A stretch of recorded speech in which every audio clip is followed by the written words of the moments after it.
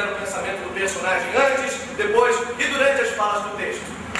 Trata-se de estabelecer uma insegurança, uma motivação para cada fala do texto, o que não está explícito, mas que pode ser deduzido pela sugestividade deste mesmo diálogo. Subtexto é o pensamento do personagem.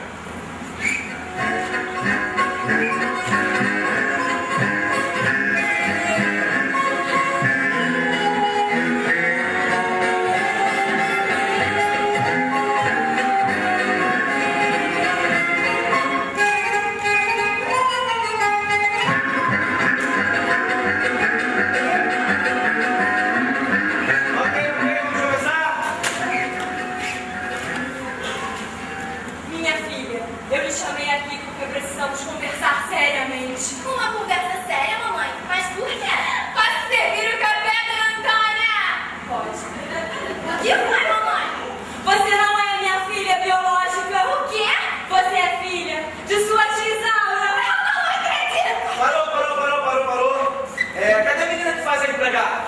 Aqui. Olha só, querida, é um pouco mais neutro, tá? Mais neutro. Ok, tá, tudo bem. Mais neutro? Sim. Pode ser?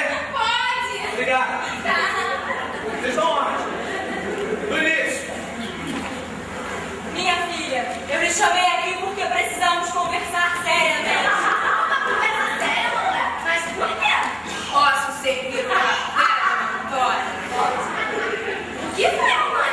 Você não é minha filha biológica. O quê? Você é filha de sua tia Isaura. Eu não acredito. Parou. Cadê a menina que faz a empregada? Aqui. Olha só, querida, é neutro mesmo. Assim, só perguntando mesmo? Perguntar se pode servir café. Só isso. Só perguntando se pode servir o café. Exatamente. Pode ser? Pode. Obrigado. Vocês estão onde? No início. Minha filha, eu lhe chamei aqui porque precisamos conversar seriamente. Mas por quê? Posso servir o café, dona Antônia? O que foi, mamãe? Você não é minha filha biológica. O quê?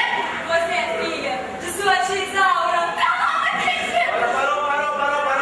Cadê a menina que faz a empregada? Aqui. Eu não tô te entendendo, querida. Por que você tá fazendo dessa forma? Ué, assim com esses olhares todos? Que é a verdadeira filha da Antônia Figueiredo. Ela quem? A empregada. Saúde, você viu isso? Em nenhum lugar. Criei. Tá, tudo bem, mas eu tô te dizendo que eu sou o diretor da festa, nessa festa não tem filha. Antônia Figueiredo não tinha nenhuma filha! Pode ser? Pode. Obrigado.